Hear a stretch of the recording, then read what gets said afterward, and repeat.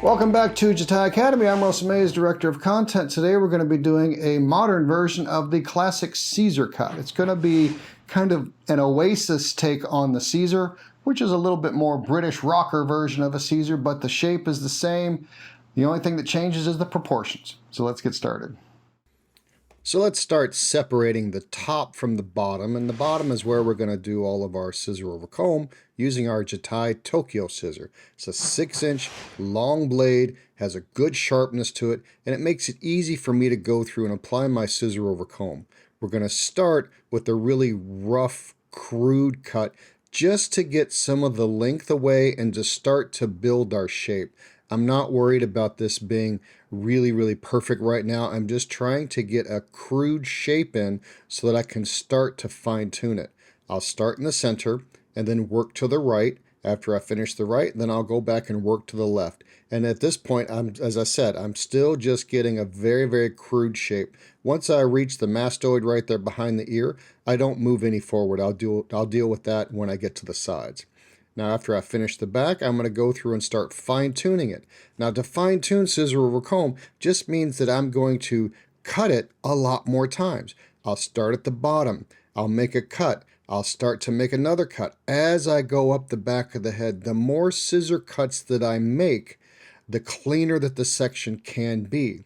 I want to make sure that when I'm cleaning it up, all I'm focused on is retracing what's already there. I'm not trying to recut it.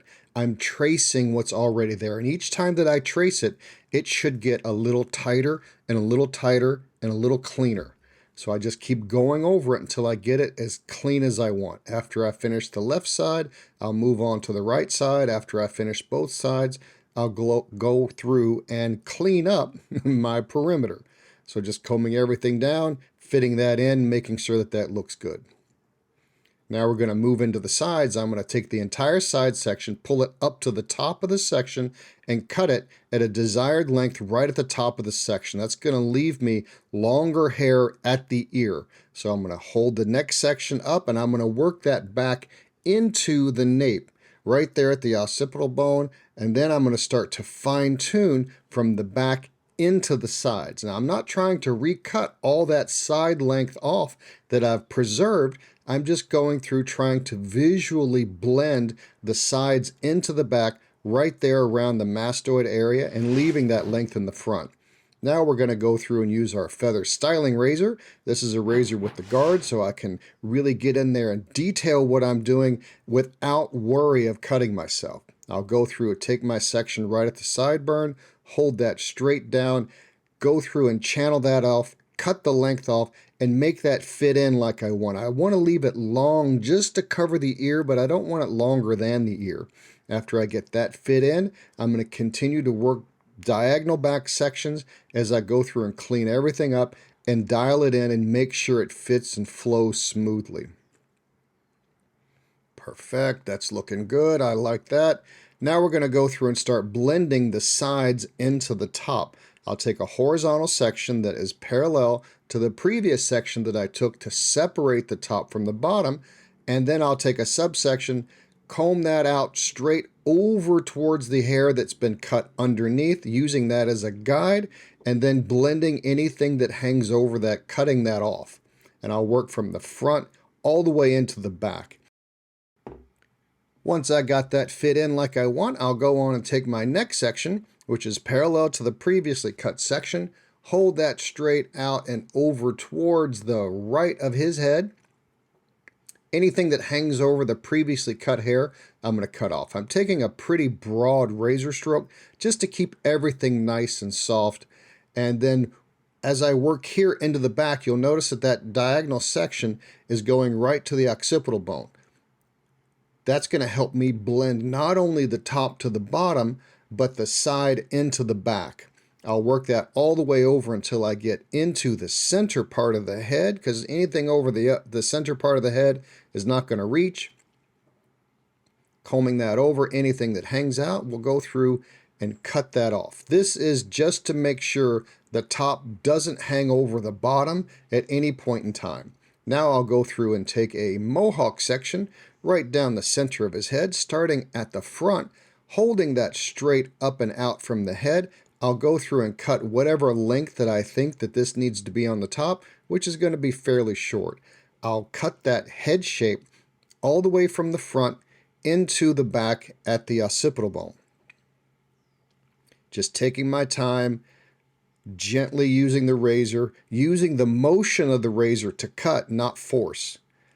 Right there at the very end, I'll cut that off to make sure it blends. Now I'll take a parallel section to the previous Mohawk section, hold those two sections together, and then cut that through using the centerpiece as my guide, cutting all the way from the front into the back, exactly like I did on my first section. Taking my time, letting the razor do the work. Anywhere the hair is too short, I'll just lay my thumb against the guard, and anything that hangs out, I'll cut off. Now here, I'll remove the original section that I took, so I have my second section, and then I'll take a diagonal section, and then use my center section and the section at the side of the head, and just blend that corner off. So we're keeping the shape very, very round, using my center guide, blending it into the sides. Give us a thumbs up, click the subscribe button, and the notification bell to be notified of future Jatai Academy content. So we're keeping this shape very, very round, but we will keep the edges very, very solid and blunt, not real soft and wispy. Now we'll just work that all the way through and make sure everything blends through there, that there's nothing that hangs out, no lumpiness at all. I'll go back, I'll take the center section that I started with, and now I'll take my first section on the left side of the head, and here I'm showing you I'm cutting from the front to the back just like I did on the other side.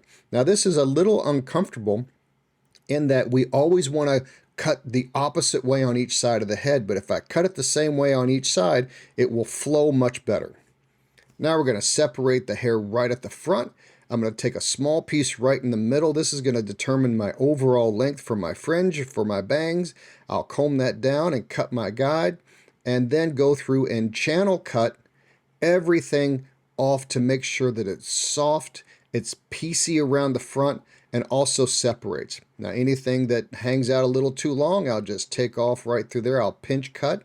Now I'll continue to blend this center cut right at the bangs all the way into the sides of the head. Channel cutting my texture and length at the same time. Pinch that off, that's looking good. And I just fine tune. This is the most important part of the cut, so I want to take my time and really dial it in. Now, I don't want to get it too long or too short, so that's why I take my time to make sure I get the right length. It's always easier to go back and take more length off than it is to put it back on. So be careful about that. Continuing to work from the center on the left side of the head, just like I did on the right side of the head.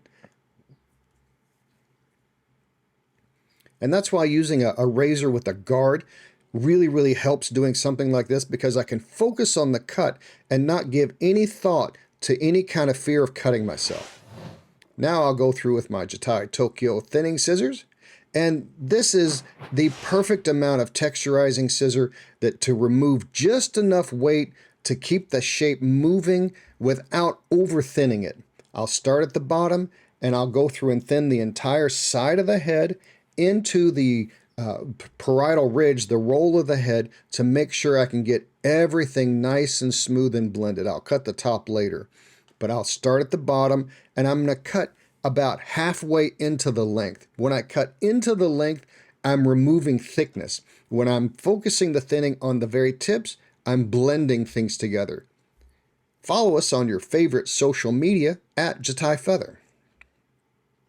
Now let's blow it dry. I'm going to blow dry the sides down to make sure they don't stick out as much as I can, and just kind of get everything nice and dry and smooth, keeping everything in its natural fall. Apply a little bit of clay to get some texture to it, and taking my time to go through and separate the pieces to make it just right.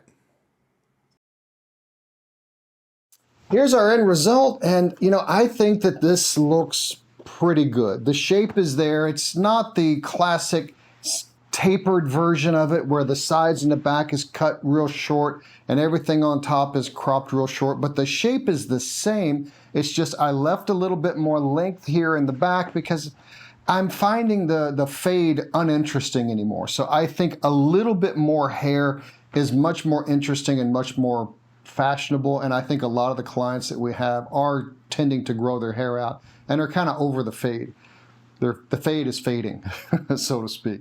So we left it a little longer on the side so you can have that Oasis kind of shape to it.